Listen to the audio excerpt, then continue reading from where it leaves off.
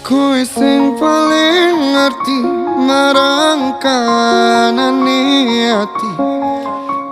Aku mau semangati ngusapi loku sing rapes milih.